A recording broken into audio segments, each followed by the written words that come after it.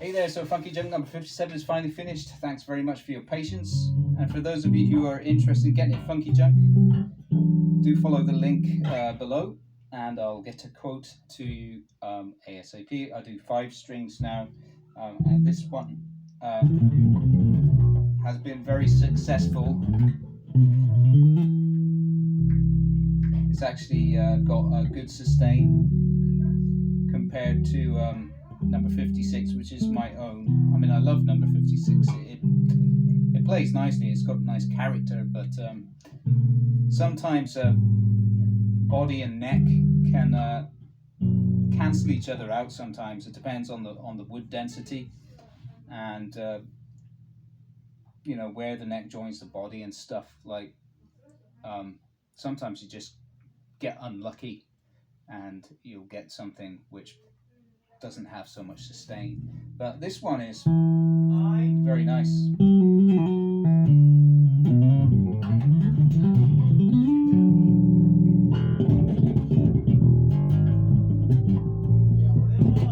So it's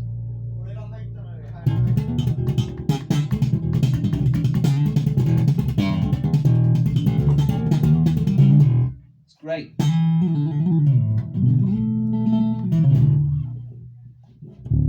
B string, I'm surprised, is very, very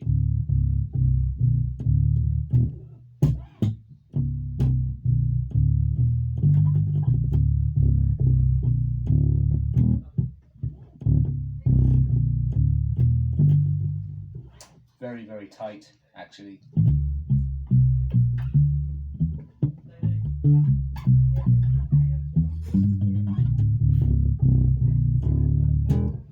Yeah. And that was, I was just playing on the front pickup there. So it's the John East preamp, sorry. And I forgot the preamp name, but it's the 2-band one with active, passive modes and master tone. So it's got everything dialed up right now.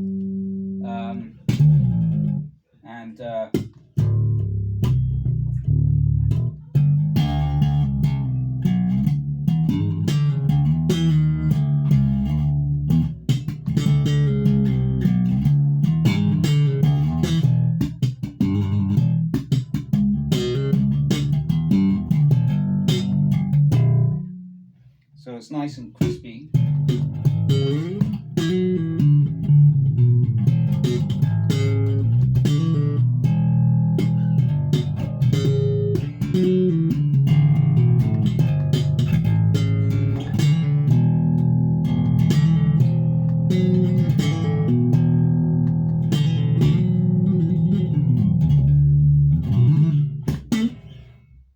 Yeah, it plays like butter.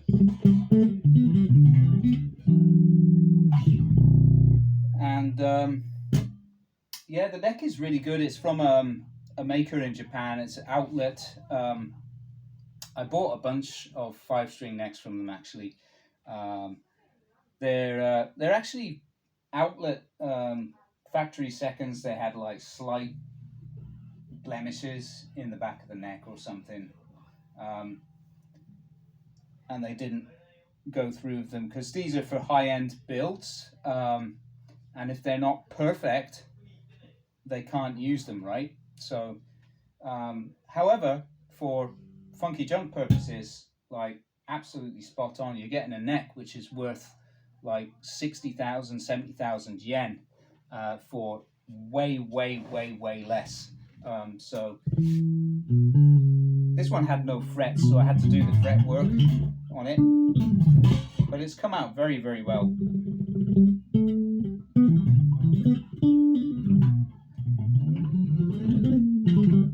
Very easy and smooth to play.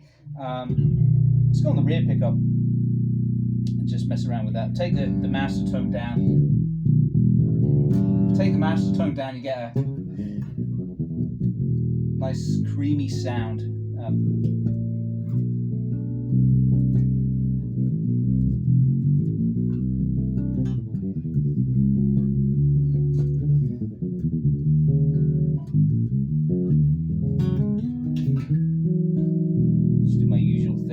And take the master tone up a little bit.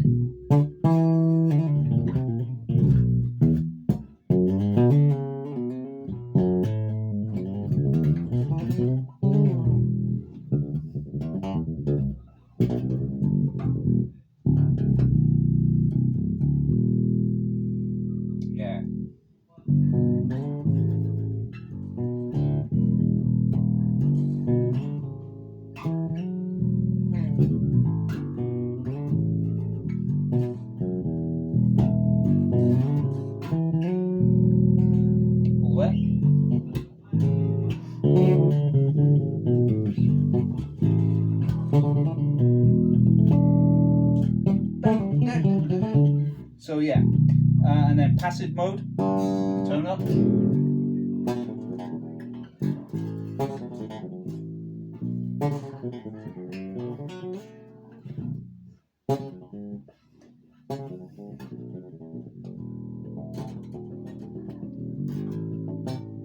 Back to active.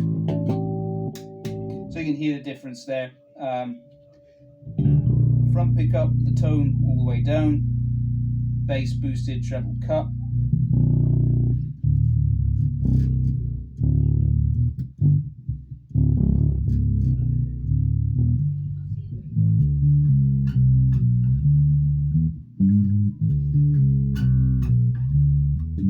So big and woolly. Let's take the treble up, but keep the master tone down.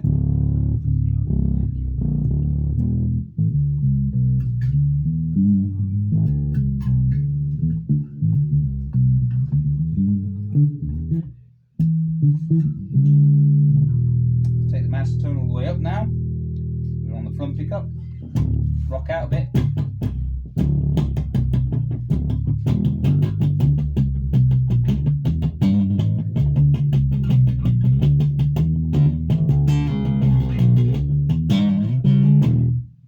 Yeah, so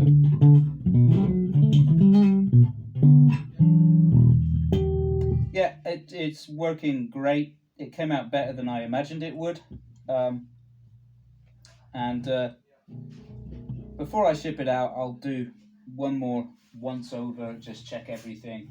I spent quite a lot of time today just making the fret edges nice and smooth, nothing sticking out. There's a couple more things that maybe I could refine just a tiny little bit more before I ship it out to you, but yeah, I'll get around to that. But essentially that's it, it's finished, and I'm really quite pleased with it. It's very easy to play. You know, it's a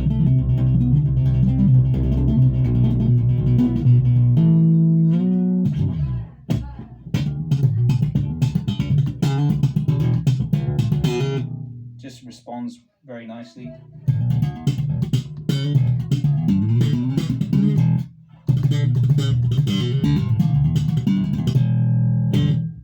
Pickups ESP, and hooked up to this to the John East preamp and everything. Spacing on the pickups, I think, is 60s, if I'm not mistaken. Let me just see that actually. Let's get my rule out. There it is.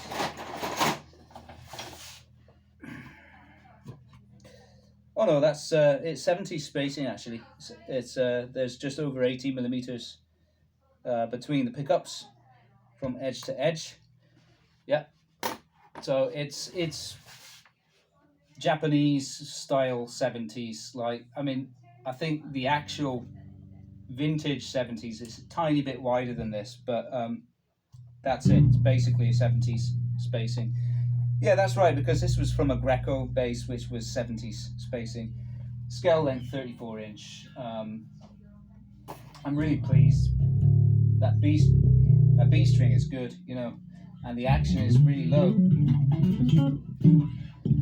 I was very worried actually, you know, making a 5-string is kind of difficult to get the B string sounding good and tight, but having the string through body for the B and E string I think helps that, and then having the others just going bridge through.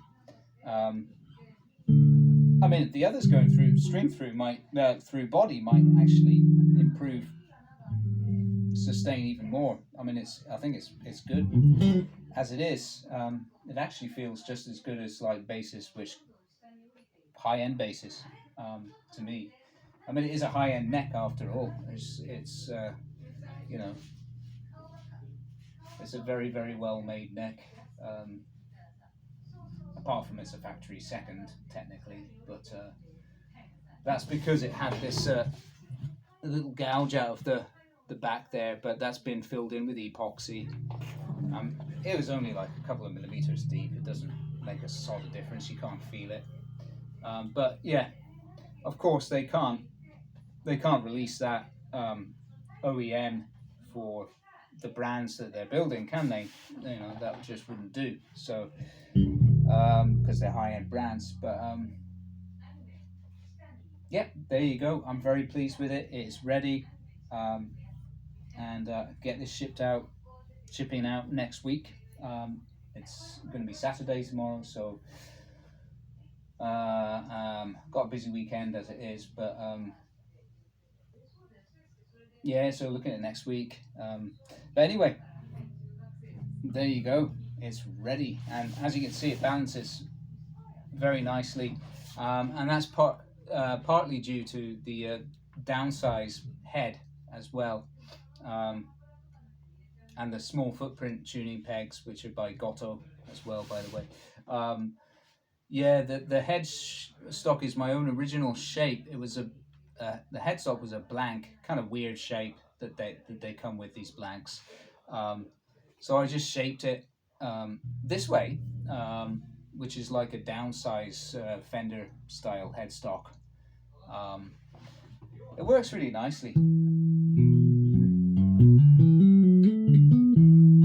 Yeah, it's very nice, man. I'm gonna make another one of these this format, I think, because I have some. I actually got a couple of Fender.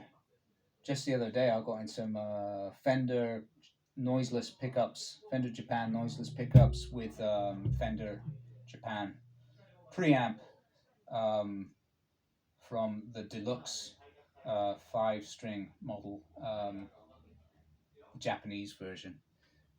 It's a little bit like the Kazuki Arai signature in terms of sound. So I'm gonna do something with those, and probably I'll probably get the same neck again as I got for this one, and make another one similar to this but different color. Probably gonna go for something fancy, snazzy, metallic color or something. This one, by the way, is just it's difficult to see on this camera, but it's a see-through white with a very subtle burst towards the edges.